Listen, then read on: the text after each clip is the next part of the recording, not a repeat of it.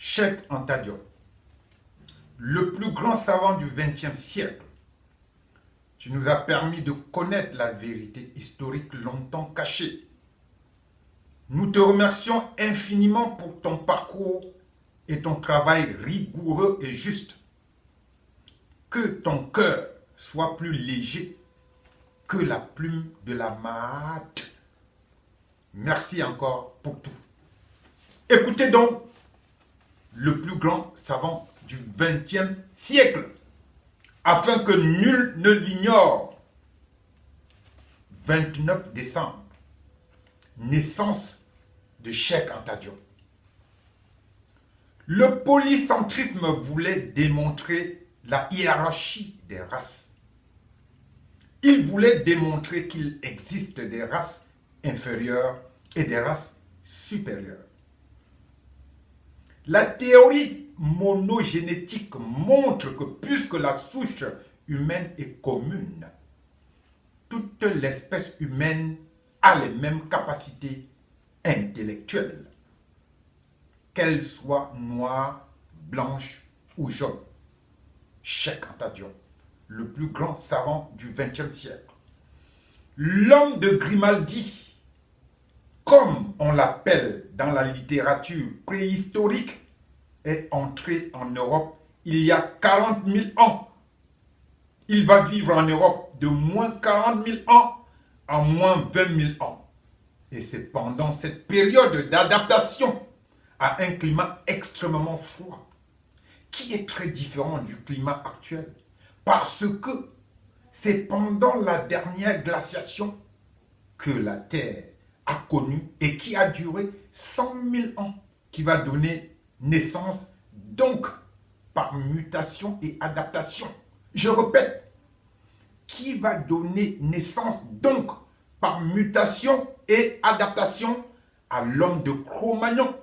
Si on s'en tient aux données rigoureusement scientifiques, nous sommes bien obligés d'affirmer en toute sérénité que c'est l'adaptation du Grimaldien à ce climat froid qui a donné naissance finalement au type qu'on appelle conventionnellement maintenant le type leucoderme ou l'homme blanc. Au tête, mes frères et sœurs, Cheikh Anta Diop, le plus grand savant du XXe siècle. Le blanc est sorti du noir à la suite d'un processus d'adaptation à un climat froid. Cela, tous les spécialistes le savent aujourd'hui dans leur fort intérieur. Même s'ils ne le disent pas avec autant de netteté. Je recommence aujourd'hui dans leur fort intérieur. Dans leur fort intérieur, même s'ils ne le disent pas avec autant de netteté. Donc, nous voyons bien que l'humanité, en sortant de l'Afrique et en s'adaptant aux différents climats de la Terre, a donné naissance aux différentes races. Voilà comment les races sont nées. Donc, la race est une notion géographique. Je recommence. Voilà comment les races sont nées. Donc, la race est une notion géographique. Cheikh Anta Diop, le plus grand savant du XXe siècle. Si le premier homme n'était jamais sorti de l'Afrique, il n'y aurait pas eu de différenciation raciale. L'humanité serait homogène et noire. Le reste de la terre n'aurait pas été peuplé. Il serait désert, il y aurait une seule humanité, cantonnée en Afrique, et le reste de la terre ne serait pas habité. Je recommence. Si le premier homme n'était jamais sorti de l'Afrique, il n'y aurait pas eu de différenciation raciale. L'humanité serait homogène et noire. Le reste de la terre n'aurait pas été peuplé. Il serait désert et il y aurait une seule humanité cantonnée en Afrique et le reste de la terre ne serait pas habité. Cheikh Anta Diop, le plus grand savant du XXe siècle. Conclusion. En toute rigueur scientifique, le premier homme de la terre était un noir qui va se différencier pour donner naissance aux autres races. Je recommence. Conclusion. En toute rigueur scientifique, le premier homme de la Terre était un noir qui va se différencier pour donner naissance aux autres races. Tous les spécimens sont partis d'Afrique. Les uns sont passés par l'isthme de Suez pour aller vers le sud-est asiatique. Et les autres sont passés par le détroit de Gibraltar pour aller à travers l'Espagne, dans le midi de la France. Et à partir de là, ils ont irradié jusqu'au lac Baïkal, en Extrême-Orient. La nature ne passe jamais deux fois par le même point dans son évolution. C'est dans la région du Kenya qu'on trouve tous les stades antérieurs des fossiles. Tous les fossiles que nous trouvons à l'extérieur de l'Afrique, en dernière analyse, apparaissent comme des fossiles plus récents que ceux trouvés en Afrique et qui leur correspondent.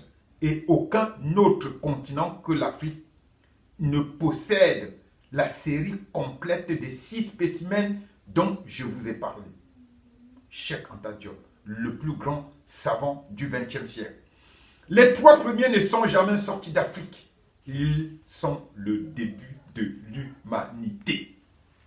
Je recommence. Les 3 premiers ne sont jamais sortis d'Afrique. Ils sont le début de l'humanité. Je recommence encore. Les 3 premiers ne sont jamais sortis d'Afrique. Ils sont le début de l'humanité. En Amérique, avec S, les Amériques. On a le spécimen sapiens sapiens. En Asie, on a l'Homo erectus, l'homme de Néandertal, et l'Homo sapiens. En Europe, on a également l'Homo erectus, l'homme de Néandertal et l'Homo sapiens. Et tous sont sortis de l'Afrique. Avec Djoser, 3e dynastie, environ 2800 ans avant Jésus-Christ. Tous les éléments technologiques de la civilisation égyptienne étaient déjà en place. Je recommence. Avec Djoser, 3e dynastie, environ 2800 avant Jésus-Christ, tous les éléments technologiques de la civilisation égyptienne étaient déjà en place. Tout ce que nous admirons en Égypte, sous ce pharaon, existait déjà. C'était avant les pyramides. À cette époque-là, les Grecs n'existaient même pas encore dans l'histoire. La mathématique, la médecine, tout était déjà présent sous ce pharaon. L'époque des pyramides, 2600 ans avant Jésus-Christ. Akhenaton est l'inventeur du monothéisme. Premier prophète de la terre, fils de la reine Taï. Et pour finir, mes frères et sœurs, pour cet anniversaire grandiose, il faut apprendre l'histoire des autres. Mais il faut se connaître d'abord. Sinon, un peuple qui perd la mémoire historique est devenu un peuple fragile. Il se désagrège. C'est la conscience historique qui nous permet de rester un peuple fort. C'est pour cela que même dans la diaspora, cette conscience doit être vivifiée. Je recommence très fort celui-ci. C'est pour cela que même dans la diaspora, cette conscience doit être vivifiée. Il faut que ce lien continue d'exister où que nous soyons.